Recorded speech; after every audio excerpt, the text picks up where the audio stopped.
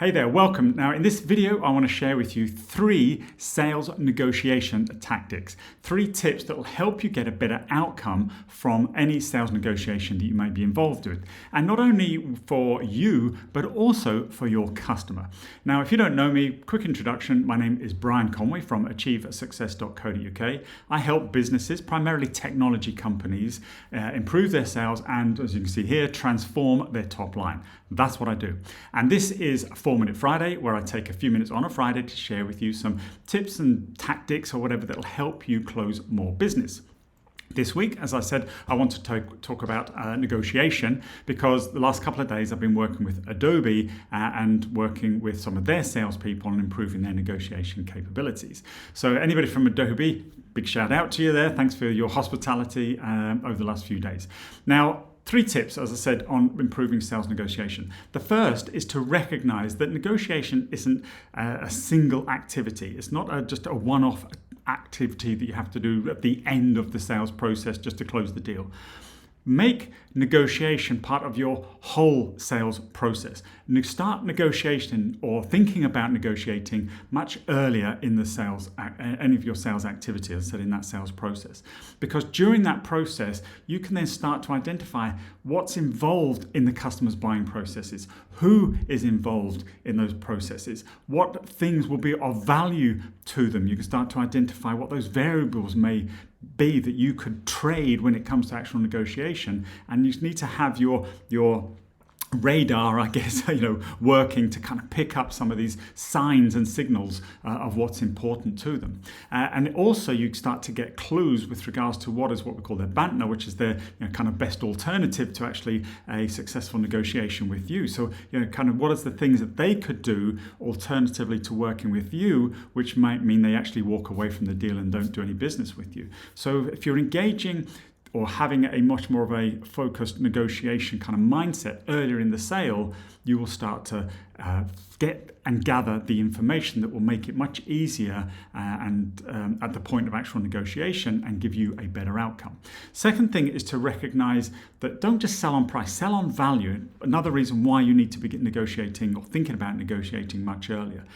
Typically, we end up, if we're tactically negotiating, to just start competing on price, and that becomes a race to the bottom. So we don't want to do that. You want to have value built into your proposition, and if you've engaged with stakeholders and identified measurable and quantifiable, as I always talk about, value for each of those stakeholders, sometimes, not always, sometimes you will find that if you're having to deal with procurement, it's just a matter of process. You've got a CRO or a CFO or whoever that stakeholder may be, actually just telling procurement to sort out the NDAs, get you on the preferred supplier list, get the PO raised, etc., or whatever their process might be, as opposed to actually having to negotiate on price with that individual because you've established the value that your customer will get already. So think about value and negotiating around value rather than just kind of price or feature and functionality. Third tip is don't be afraid to say no. You've got to know what your walk away is, and you have to have one going into that negotiation. Don't get panic, which often some people do when maybe the negotiation isn't going the way they expect, and then they start, as I said, panicking and maybe give away too much and come out of the deal, and the customer may be happy, but you're not. All right? There's no reason to do that. And again, if you're selling on value, you shouldn't have to do that.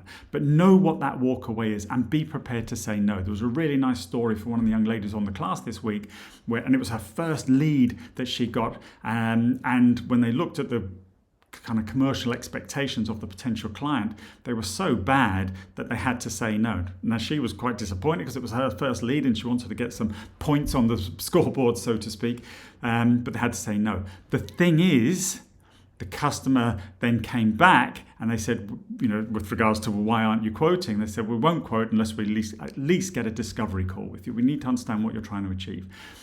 So they basically took the negotiation back further into the sales process, which is what I was just talking about in tip 1, and actually then were able to establish the value and then actually won the piece of business. So saying no is very powerful, and sometimes you just got to have the guts to be able to do that. But of course, that comes down to your pipeline as well, which is another whole conversation because you've got to have other opportunities and great coverage in your pipeline to be able to say no sometimes. But it's a very, very powerful tool. So that's it.